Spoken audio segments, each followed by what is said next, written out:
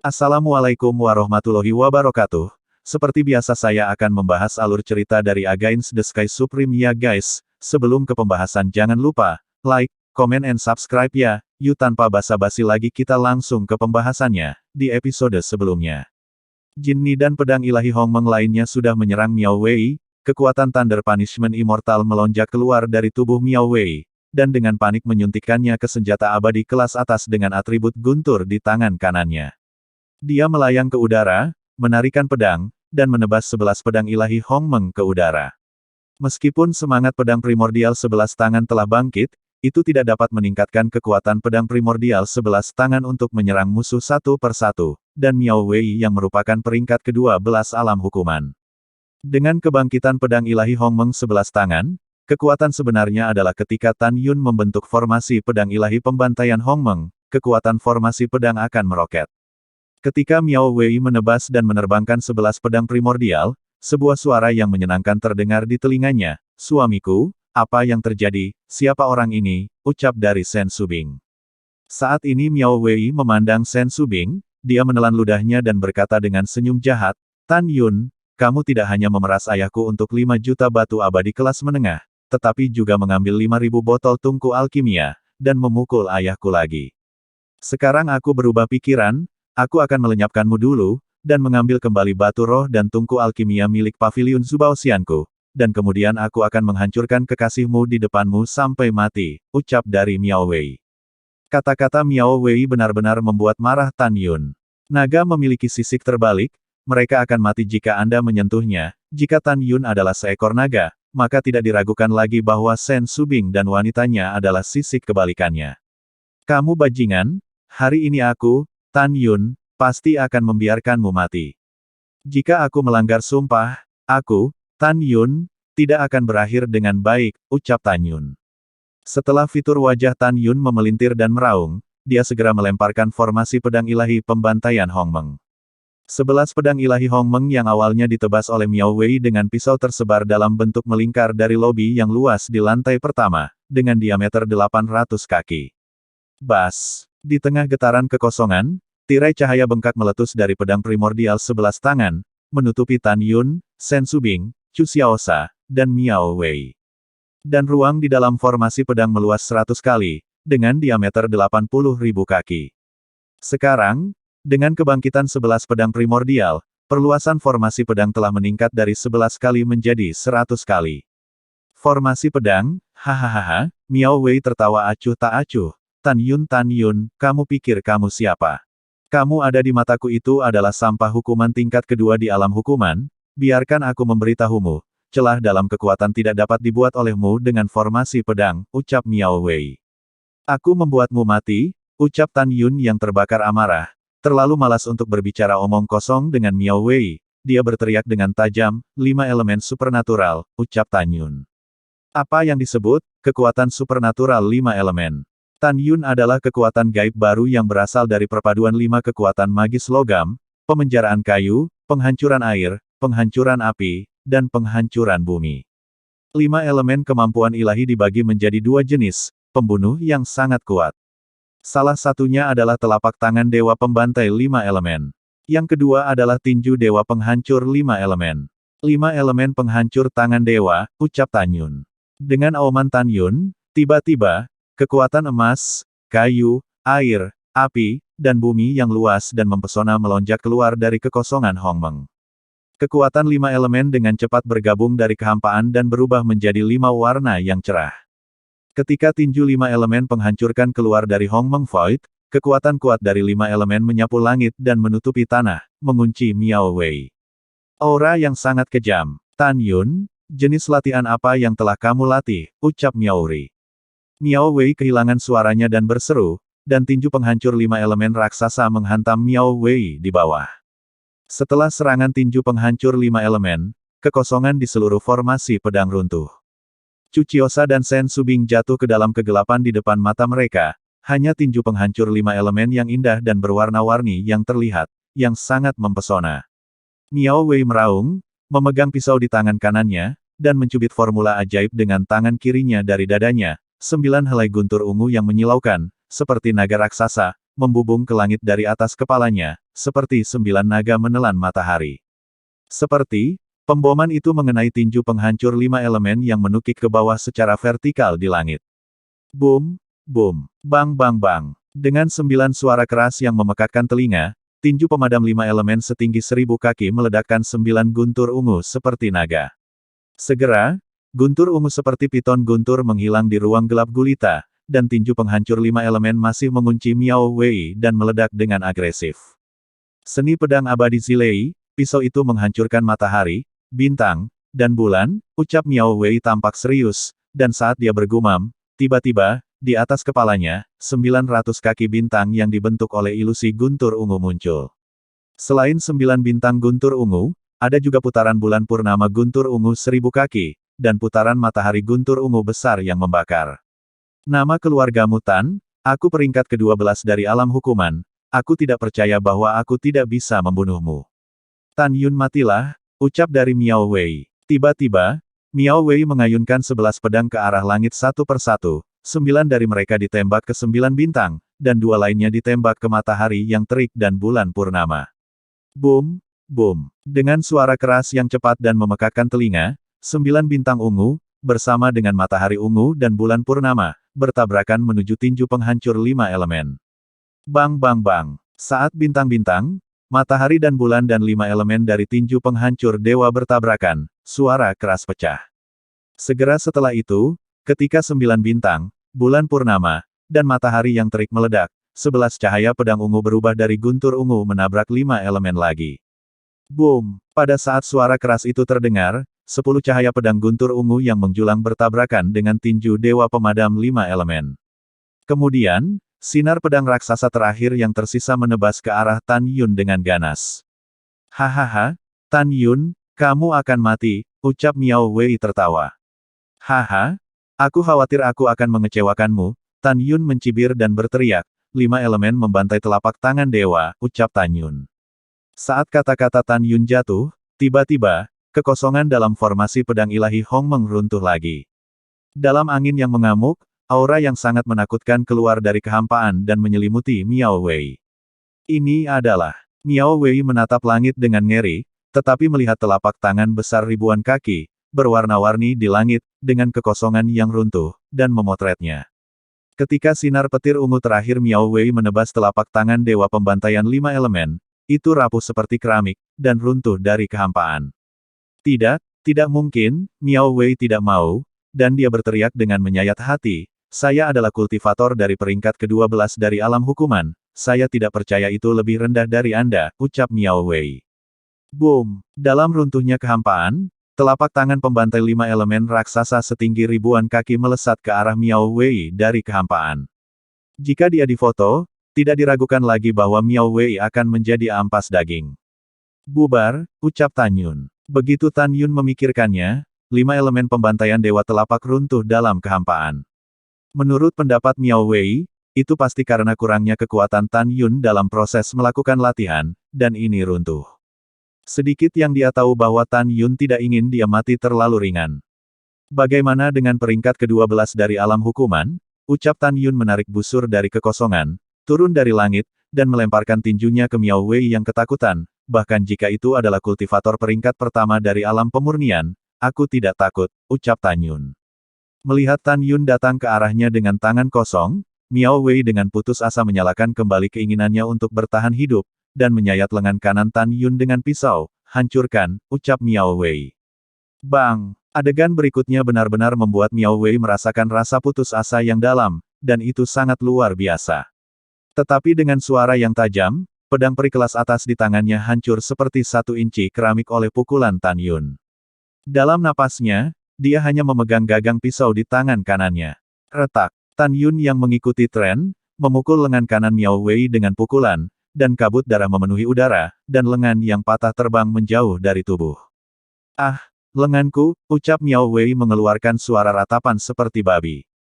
Tidak, kaca. Dengan suara tragis Miao Wei, Tan Yun mencengkeram leher Miao Wei dengan tangan kirinya, meraih mulut harimau di tangan kirinya dengan tangan kanannya, dan dengan paksa merobek seluruh lengan kirinya. Bang! Dalam suara gouge yang tumpul, Tan Yun melepaskan leher Miao Wei dengan tangan kirinya dan menendang beberapa tulang rusuk dari dada Miao Wei, dan formasi pedang ilahi Hong Meng runtuh sekarang. Plop, Miao Wei seperti layang-layang dengan tali yang putus, jatuh dengan keras ke lobi di lantai pertama paviliun Tiange di kota Sishu. Miao Wei menyemburkan darah dari mulutnya, berdiri dengan gemetar dari tanah, dan ingin berjalan di luar pintu. Hehe, tidakkah kamu ingin membunuhku? Mengapa kamu ingin melarikan diri sekarang? Ucap Tan Yun mencibir, menatap Chu Xiaosha yang masih terkejut dalam proses Tan Yun mengalahkan Miao Wei, dan berkata, ganggu dia, ucap Chu Xiaosha. Oh, oke.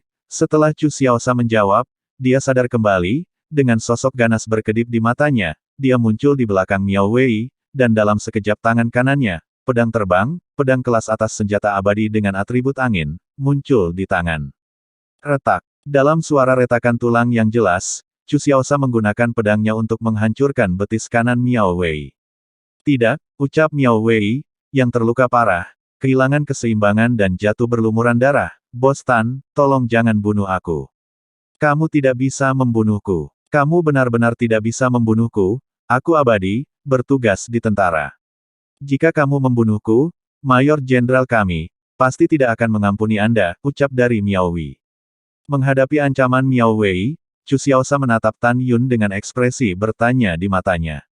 Untuk apa kau menatapku? Tan Yun dengan dingin mendengus, jangan katakan dia abadi seperti apa, bahkan jika raja ingin membunuhku, aku akan membunuhnya. Kamu mematahkan kakinya yang tersisa, dan kemudian kamu tidak akan ada hubungannya dengan itu, ucap Tan Yun. Mendengar ini, Chu Xiaosha tertawa dan berkata, bos memang mendominasi, ucap Chu Xiaosha. Tidak, jangan. Miao Wei menatap Chu Xiaosha yang berjalan ke arahnya dengan tatapan sengit di matanya. Dia berbaring di tanah dan menggerakkan tubuhnya ke belakang, wajahnya memucat. Ketakutan Chu Xiaosha memiliki niat membunuh di wajahnya, memegang pedang dengan semburan darah, kaki Miao Wei yang lain terpotong. Chu Xiaosha menginjak wajah Miao Wei dan membantingnya dengan keras, kamu bajingan, bukankah kamu baru saja ingin membunuhku dengan pisau? Aku tidak mengharapkannya. Saya tidak berharap bahwa Anda, tetua abadi yang arogan, akan dipermalukan oleh saya, seorang abadi biasa dari kota luar yang menghukum negeri dongeng tingkat keempat, ucap dari Chu Xiaosha. Miao Wei menggertakkan giginya dan menatap Chu Xiaosha dengan mata sipit. Jika matanya bisa membunuh orang, Chu Xiaosha akan mati ratusan kali. Chu Xiaosha, aku tidak ada hubungannya denganmu di sini, kamu harus mundur dulu. Baru saja, binatang ini berani tidak menghormati saudara iparmu. Aku harus membuatnya mati, ucap Tan Yun. Adik kecil patuh, ucap Chu Xiaosha. Setelah Chu Xiaosha menerima perintah, dia minggir. Tan Yun melangkah maju dan menghancurkan tubuh bagian bawah Miao Wei dengan satu kaki. Ah, Tan Yun, kamu pasti akan mati, ucap Miao Wei. Miao Wei tahu bahwa Tan Yun pasti tidak akan membiarkannya pergi, jadi dia berhenti memohon belas kasihan. Tan Yun, kamu binatang. Dengarkan, cepat atau lambat Mayor Jenderal kita akan tahu bahwa kau membunuhku. Miao Wei ku telah memberikan kontribusi yang tak terhitung jumlahnya di ketentaraan, dan Mayor Jenderal kita pasti akan membalaskan dendamku. Dan juga, kakekku adalah wakil presiden dari Alchemy Guild. Tan Yun, tunggu, kamu akan segera mati, ucap dari Miao Wei. Mendengar ini, Tan Yun tertawa dan berkata, haha, kamu benar-benar membuatku takut setengah mati. Jangan khawatir, kakek Tan ini tidak akan mati, yang akan mati adalah kamu, ucap Tan Yun. Tan Yun menyelesaikan kata-katanya dan mengorbankan pedang ilahi Hong Meng dan membunuh. Segera, Tan Yun melambaikan tangan kanannya, dan api Hong Meng terbang keluar dari telapak tangan kanannya, membakar mayat dan darah di tanah menjadi ketiadaan. Tan Yun berbalik kembali ke Sen Subing dan berkata dengan lembut, Subing, mari kita pergi ke pengasingan dan berlatih. Ketika saya memperbaiki ramuan hukuman, saya akan memberikannya kepada Anda, ucap Tan Yun. Baiklah, berhati-hatilah, ucap Subing. Kali ini, binatang buas ini merusak perbuatan baik kita, dan lain kali aku punya waktu, aku akan menikmatimu dengan baik, ucap Tan Yun. Kamu selalu mergertak, dan orang-orang mengabaikanmu, ucap Subin. Setelah Sen Subing membuat transmisi suara malu-malu, dia menghilang ke lobi di lantai pertama. Bos, apa yang harus kita lakukan sekarang? Tanya Chu Xiaosha. Begitu Tan Yun berpikir bahwa Miao Wei telah menghancurkan hubungan intimnya dan Shen Subing, dia sangat marah dan berkata dengan mata dingin, Miao Jincheng, babi gemuk yang mati ini, aku ingin dia tidak terlihat baik kali ini, ucap Tan Yun. Setelah itu, Tan Yun dan Chu Xia meluncur keluar dari paviliun surgawi di kota Sishu, dan terbang menuju rumah Miao di timur kota luar. 1 jam kemudian, di rumah Miao, Swiss. Kedua penjaga di kediaman Miao hanya mendengar 2 angin masuk ke telinga mereka. Saat berikutnya, mereka melihat Tan Yun dan Chu Xiaosa berdiri di depan mereka. Tanpa menunggu keduanya berteriak, Tan Yun menggunakan mata ilahi Hongmeng untuk mengendalikan mereka berdua, dan tanpa ragu, katakan di mana Miao Jincheng tinggal, ucap Tan Yun. Di Sengcai Xiange, ucap kedua penjaga itu berkata serempak dengan ekspresi membosankan. Mendengar ini, Tan Yun mengejutkan kedua penjaga dengan telapak tangannya. Dalam pikirannya, penjaga tidak bersalah, jadi dia tidak membunuh mereka. Ketika Tan Yun memasuki Miao Mansion, dia merasakan 2 kesadaran abadi menyelimutinya. Tan Yun mengintip kesadaran abadi, melepaskan kesadaran abadi dan diselimuti, dan menemukan paviliun abadi Sengcai. Pada saat berikutnya, Tan Yun diam-diam mengatakan sayang sekali. Karena dia menemukan bahwa Miao Jincheng mengendarai perahu abadi yang luar biasa dan terbang keluar dari paviliun kemakmuran abadi. Tan Yun, kau bajingan tidak mati, ucap Miao Jincheng menggeram. Tentu saja aku tidak mati, tetapi putramu sudah mati, ucap Tan Yun ringan. Dia tidak melangkah maju untuk mengejar, karena Tan Yun tahu bahwa bahkan jika dia menggunakan kecepatan langkah ilahi Hongmeng Walk sekarang, itu hanya 3 poin lebih cepat dari kecepatan terbang perahu abadi kelas atas, tetapi tidak secepat perahu abadi kelas atas. Putramu sudah mati, Miao Jincheng mendengar kata-kata itu, seperti disambar petir, tubuh tuanya yang gemuk bergetar, air mata mengalir di matanya yang keruh. Segera, dia menggelengkan kepalanya dengan keras dan berkata, tidak mungkin, putraku adalah kultivator peringkat ke-12 dari alam hukuman, dia tidak mungkin mati. Kamu berbohong padaku, ucap dari Miao Jincheng. Tan Yun mencibir, terserah, mau percaya atau tidak. Kita tidak bisa mengejar, hancurkan Miao Mansion untukku, ucap Tan Yun. Mendengar ini, Chu Xiaosa memegang pedang terbang dan melambaikan sinar pedang, menghancurkan gerbang Miao Mansion. Pada saat ini, ratusan orang dari Miao Mansion yang mendengar gerakan itu bergegas keluar dari paviliun dengan panik. Tan Yun menyelimuti seluruh mansion, dan tanpa ragu berkata, mulai sekarang, tidak akan ada rumah Miao di Suanyuan Xiancheng. Aku tidak ingin mulai membunuh orang, kecuali Miao Jincheng, semua orang akan keluar dari sini segera, ucap Tan Yun. Ratusan orang mendengar ini, ekspresi panik bergegas ke langit dan menghilang tanpa jejak. Tan Yun, tunggu aku, Miao Jincheng meraung dengan suara serak, aku tidak akan membiarkanmu pergi, ucap Miao Jincheng. Wosh! Pada saat ini, Yuan Zheng, pengurus rumah dari kediaman Miao, terbang ke langit dan terbang di perahu abadi. Setelah itu, Miao Jincheng melarikan diri dengan perahu abadi. Bagaimana ini bos? Ucap Chu Xiaosa bertanya dengan cemas. Mari kita ratakan Miao Mansion ke tanah dulu, ucap Tan Yun. Setelah Tan Yun meninggalkan kalimat, dia meminta Chu Xiaosa untuk menghancurkan semua bangunan di Miao Mansion yang makmur satu persatu. Setelah meratakan Miao Mansion ke tanah, dia pergi. Chu Xiaosa tampak khawatir, bos, saya khawatir Miao Jincheng akan memberitahu atasan Miao Wei bahwa Anda membunuh Miao Wei. Dan juga, Miao Wei juga cucu dari wakil presiden persekutuan alkimia. Ketika wakil presiden mengetahui bahwa Miao Wei sudah mati, aku khawatir dia tidak akan membiarkannya pergi, ucap dari Chu Xiaosa.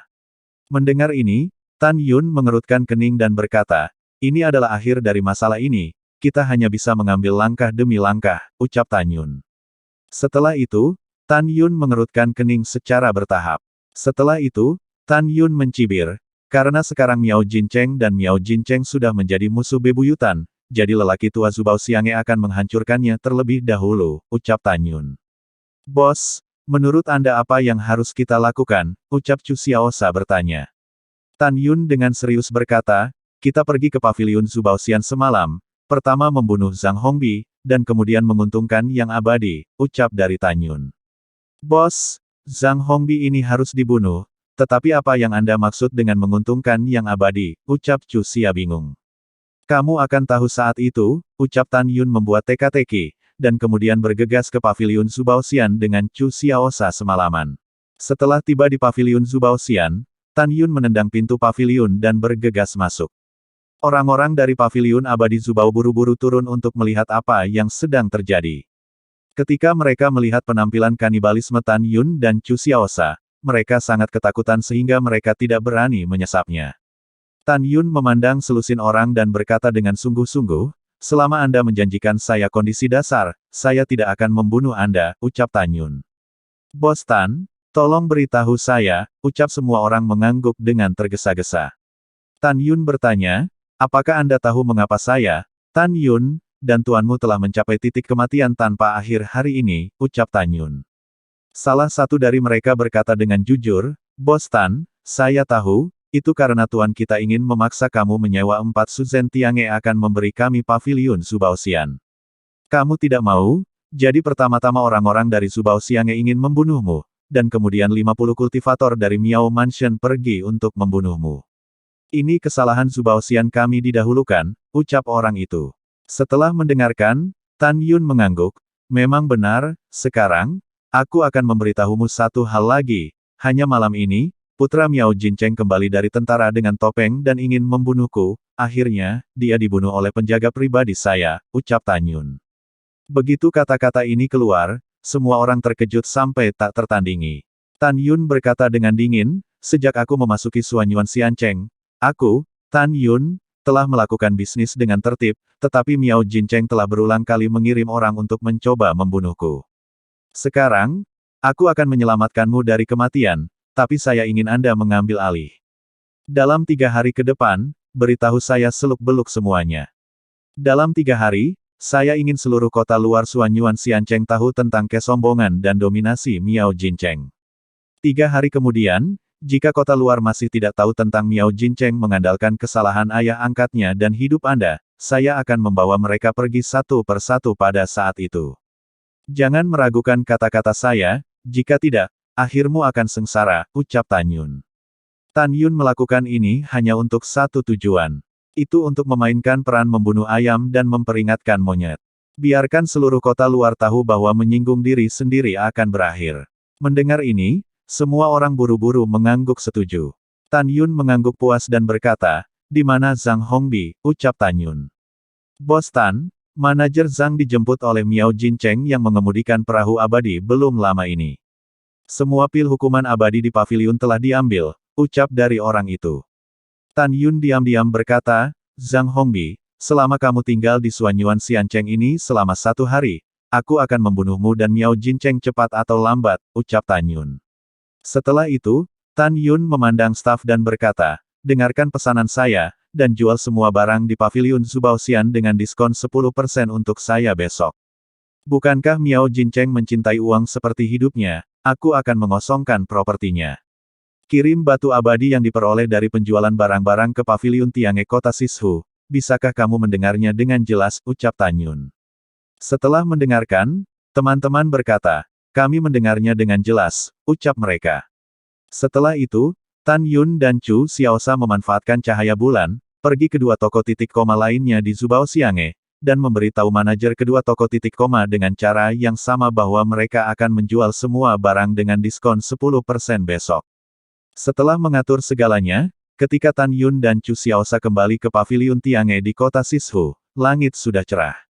Chu Xiaosa segera memanggil kedua gadis itu dari kamar di lantai 6 ke lantai 1 dan memperkenalkan mereka kepada Tan Yun. 2 saudara perempuan Xiao Jiabiyu, satu disebut Xiao Yu dan yang lainnya disebut Axiang. Setelah kedua putrinya dengan hormat memanggil Tan Yun sebagai bos, Tan Yun menyuruh kedua putrinya untuk bekerja keras dan tidak pernah memperlakukan mereka dengan buruk. Tan Yun memandang Chu Xiaosa lagi dan berkata, "Besok, kamu akan merekrut beberapa abadi di alam hukuman tingkat ke-6 hingga ke-8 dari dan memberi mereka 3 kali gaji toko lain setiap bulan," ucap Tan Yun. "Oke bos." Chu Xia memimpin. "Baiklah, aku akan berlatih sekarang. Kamu bisa memanggilku jika kamu punya sesuatu," ucap Tan Yun. Setelah meninggalkan kalimat, Tan Yun kembali ke kamar di lantai 6 dan memasuki lantai pertama dari Time and Space Immortal Master Seat di aula untuk berlatih. Tan Yun tahu bahwa musuh yang akan dia hadapi di masa depan akan sangat kuat, dan dia harus berlatih melawan waktu. Pada saat yang sama, dia tahu bahwa roh pedang pembantaian Hongmeng akan membutuhkan waktu untuk bangun. Dia menantikan kebangkitan awal roh artefak pedang pembantaian Hongmeng. Pada saat itu, setelah dia menggunakan seni pedang pembantaian Hongmeng, kekuatannya akan meningkat tajam.